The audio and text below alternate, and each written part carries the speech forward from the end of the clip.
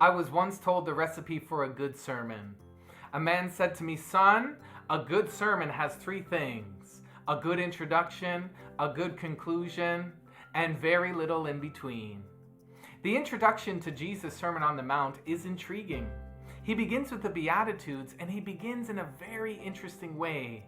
Matthew 5 and verse 3 says, "Blessed are the poor in spirit, for theirs is the kingdom of heaven."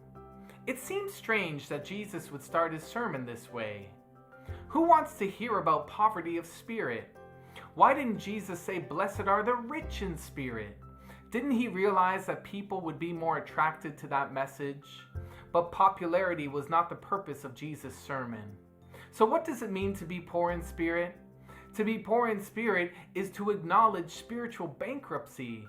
It is to confess one's unworthiness before God and utter dependence on Him. You may realize your need for food, your need for finances, your need for material possessions, but do you realize your need for God? Bankruptcy occurs when a person or a business is unable to repay their outstanding debts. There is much more financial bankruptcy today than there was yesterday due to COVID-19. People and businesses can barely pay their bills, and some can't pay them at all.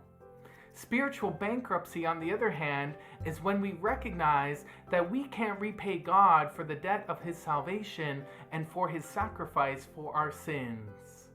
How do you live when you're bankrupt? Humble, surrendered, and submissive. And this is how we should live as followers of Christ. Blessed are the poor in spirit, for theirs is the kingdom of heaven.